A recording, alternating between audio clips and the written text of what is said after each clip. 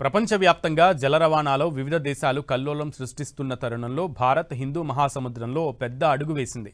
ఇండోనేషియాతో కలిసి Sabang పోర్టుని develop చేసేందుకు deal కుదుర్చుకుంది. దీంతో సముద్ర వాణిజ్యంలో ఓ కొత్త శకానికి భారత్ నాంది పలకనుండగా పొరుగు దేశం చైనా కళ్లలో నిప్పులు పోసుకుంటోంది.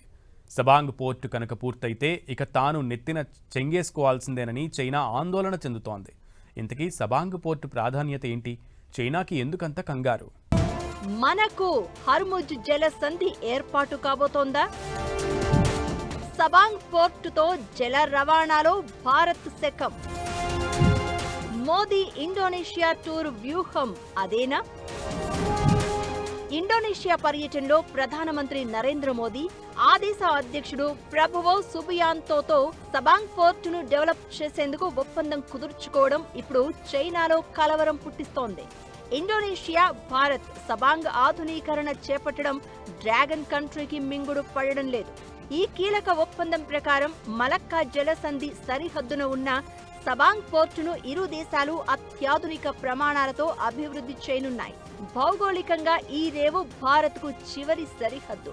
అండమాన్ నికోబార్ దీవుల్లోని ఇందిరా పాయింట్కు 120 కిలోమీటర్ల దూరం మాత్రమే ఉండడం ఈ ప్రాధాన్యతను మరింత పెంచుతోంది. హర్ముజ్ స్ట్రెయిట్ తరహాలో దీన్ని డెవలప్ చేయాలని భారత్ నిర్ణయించగా, హిందూ మహాసముద్ర తీరంలో చైనా నౌకాదళ దూకుడుకు పగ్గాలు వేసేందుకు భారత్ సిద్ధం చేసిన వ్యూహంగా చూడాలి. హిందూ మహాసముద్ర ప్రాంతంలో స్వేచ్ఛాయుత వాణిజ్యాన్ని, సార్వభౌమత్వాన్ని కాపాడుకోవడమే కాకుండా భవిష్యత్తులో రాబోయే భౌగోళిక, రాజకీయ సవాళ్లను ఎదుర్కొనేందుకు సబాంగ్ రేవు ప్రాజెక్ట్ ఒక బలమైన పునాదిగా నిలవబోతోంది. ప్రపంచ రాజకీయాలను, అంతర్జాతీయ వాణిజ్యాన్ని శాసించే శక్తి జల మార్గాలకు ఉంది. పర్షియన్ గల్ఫ్ ఉద్రిక్తతల సమయంలో హర్ముజ్ జలసంధి మూసివేతతో ముడి చమురు సరఫరా నిలిచిపోయి ప్రపంచవ్యాప్తంగా ఇంధన ధరలు ఎలా దూసుకెళ్లాయో తెలిసిందే. ఇప్పుడు అదే వ్యూహాత్మక ప్రాధాన్యత కలిగిన మలక్కా జలసంధి గేట్వే వద్ద భారత్ పట్టును సాధిస్తోంది. హిందూ మహాసముద్రం నుంచి దక్షిణ చైనా సముద్రంలోకి వెళ్లే ఈ అత్యంత ఇరుకైన జలసంధి ద్వారా ఏటా దాదాపు $2.8 ట్రిలియన్ విలువైన వస్తువులు రవాణా అవుతున్నాయి. ప్రపంచ వాణిజ్యంలో సుమారు 25% వాటా కలిగిన ఈ జలసంధి చైనా ఆర్థిక రంగానికి లైఫ్ లైన్ లాంటిది. చైనా తన పరిశ్రమలకు, రవాణా రంగానికి అవసరమైన ముడి చమురు, సహజ వాయువులలో దాదాపు 80% పశ్చిమాసియా, ఆఫ్రికా దేశాల నుండి ఈ మార్గం గుండానే దిగుమతి చేసుకుంటుంది. ఒకవేళ అంతర్జాతీయ సంక్షోభ పరిస్థితుల్లో శత్రు దేశాలు ఈ ఇరుకైన సముద్ర మార్గాన్ని మూసివేస్తే చైనాకు ఇంధన సరఫరా నిలిచిపోయి ఆ దేశ ఆర్థిక ప్రగతి స్తంభించిపోయే ప్రమాదం స్పష్టంగా కనిపిస్తోంది. ఈ సముద్ర రవాణా మార్గాలపై ఆధిక్యతను సాధించడానికే చైనా తన విదేశీ విధానాలను ఎప్పటికప్పుడు మారుస్తూ వస్తోంది. ఇప్పుడు భారత్, ఇండోనేషియాలు కలిసి సబాంగ్ పోర్టును ఆధునికీకరించడం చైనాకి చెమటలు పట్టిస్తోంది. నిజానికి భారత్ ఈ ప్రాంతంలో తన పట్టును బిగించడానికి చాలా కాలంగా ప్రయత్నిస్తోంది. 2018లోనే ఈ రేవు అభివృద్ధిపై భారత్, ఇండోనేషియా దేశాల మధ్య చర్చలు జరిగాయి. కానీ అవి పెద్దగా ఫలించలేదు.